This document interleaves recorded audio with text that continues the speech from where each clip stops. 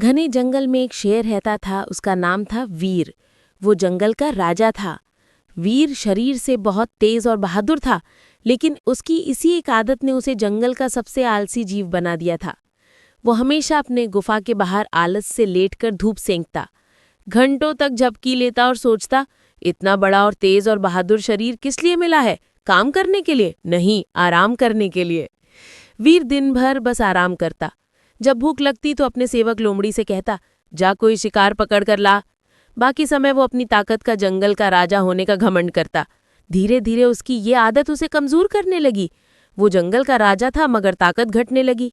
दौड़ने की फुर्ती खत्म हो गई। जब भी उसे कोई काम करना पड़ता वो जल्दी थक जाता। एक दिन जंगल में आग लग गई। सारे जानवर भागने लगे। हिरन, खरगोश, बंदर सब अपने परिवार को लेकर दूर भागे, लेकिन वीर वो बस अपने गुफा में बैठा रहा। तभी सेवक लोमड़ी आया और कहा, महाराज, जंगल आग लगी है, सब जानवर जंगल छोड़कर भाग रहे हैं। शेर ने हंसकर आलस में कहा, कोई बात नहीं, मुझे गुफा छोड़कर भागने का कोई जरूरत नहीं। इतनी बड़ी आग मुझे क्या करेगी, मैं तो राजा हूं। आखिर में सेवक लोमड़ी वहां से भाग गया, लेकिन जैसे जैसे आग बढ़ी, धुआं उसकी गुफा में भर गया। वो उठने की कोशिश करता, मगर उसके पैरों में अब ताकत नहीं बची थी। तभी पास से गुजरती एक छोटी सी गिलहरी ने उसे देखा। गिलहरी ने कहा, महाराज, जब तक आपके पंजे चलते थे सब आपको सलाम करते थे, लेकिन आज वही पंजे नहीं हिल पा रहे।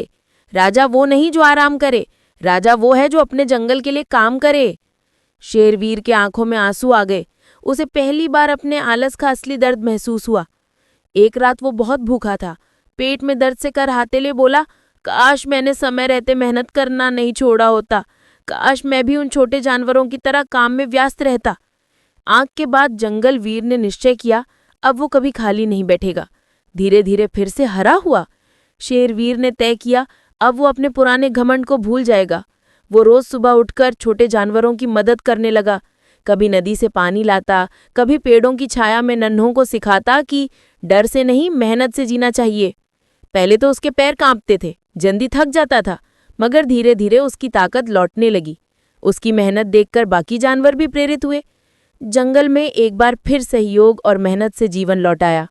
कुछ समय बाद वीर समझ गया कि खाली बैठने से ताकत भी घटती है और जीवन भी कठिन हो जाता है।